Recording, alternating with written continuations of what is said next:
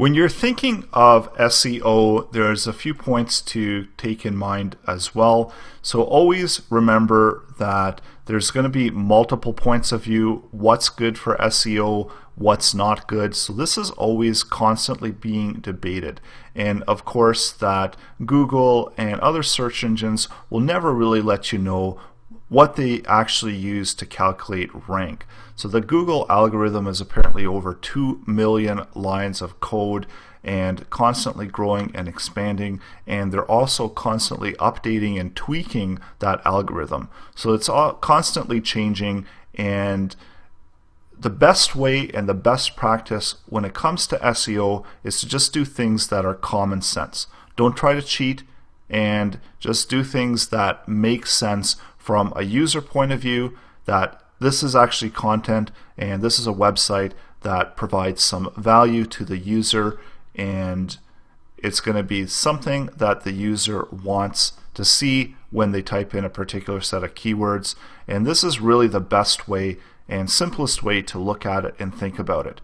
Whenever you want to answer any SEO questions, think about it that way. Is this something that the user would appreciate and want to see when they are presented with this website? So there's no easy way to the top. It's always going to take hard work and persistence. Having a good content strategy, having a good strategy overall, linking strategy, web page strategy, and creating good web pages, user-friendly web pages is essential. You can also make sure that your website code adheres to the W3C validation. And when we go to W3C site, we can type in an address and we can do a check just to make sure that all of the HTML code is valid HTML code. And we see that there are some warnings here. So you could go through this and vet your website and just make sure that you're not getting too many errors and too many issues within the structure of your HTML code. Also, especially if you're doing affiliate links, try to avoid having too many affiliate links. Try to avoid having really long URLs as well. Try to keep them short and simple. Site references and sources. This is always a great way to go, especially when you've got a website and if you're using content from another website. It's always good to reference back to the website. So something like Wikipedia, we see that we've always got all of those references here, and it's linking back to the source of the content. Also remember the age of your site and keep everything user friendly. So look at and consider how other websites are doing it. A good site to look through is Yahoo Design Pattern Library. This will give you a better idea of what users would be expecting and how to actually develop more user-friendly content. So we've got things like accordions and what a user would typically expect within accordion, and some information about the best way to present this type of design within your website and what users are expecting. So even things like adding in breadcrumbs and navigation all add to the user experience, as well as they're going to do well for your website when it comes to search engines as well, because whatever's good for users is also good for search engines. So here we've got some common page grids here, so it's worthwhile taking a look through and seeing the best way to present your content to users. Also think about different links, and more valuable links are coming from edu and gov sites. Also look at getting links from competitors. So this is another really big thing that you can look at and get additional value from links.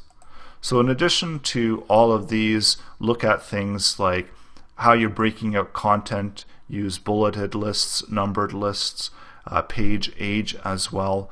Also, some other factors, make sure that you do have a contact us page. So this is important because it indicates to Google that you're connecting to people, as well as you're contact us page if you've got some location information.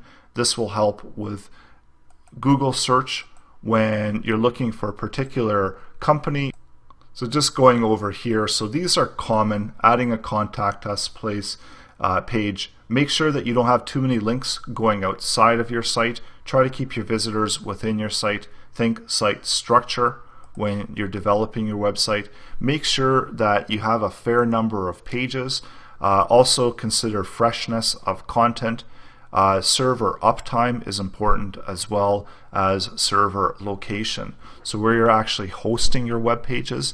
This all comes into play when you're considering improving your site's performance and having factors that can improve your website's ranking. So all of these may or may not be actual determining factors. Some of them might work into other factors that are determining factors. So there's a lot of things to consider, and there's a lot of cues that take place in order to understand SEO and how SEO plays into actual search ranking. So also make sure that you set up analytics so you can check your bounce rates to make sure that people aren't bouncing off of your site, because this is one of those prime indicators. When someone comes to your website and if they leave really quickly, then that's considered a bounce rate, and you want to try to avoid that as much as possible, because you don't want people leaving your website, because that sends a cue to Google that, well, maybe there's not any value on this website if people are leaving really quickly. Make sure you include privacy pages, terms of TOS, terms of service. So all of these play into your authority and trust factor of your website. See if you can get direct traffic, repeat traffic. So if people are constantly coming back to your website, there's value in that. The sources of your traffic, those are important as well. So if you're getting sources from major websites are all coming back to your website, this is important. And then the time on the page is a good indicator of the quality of the content. So in the next lesson, we're going to finish off with even more tips about SEO and more things to consider when you are trying to rank your website.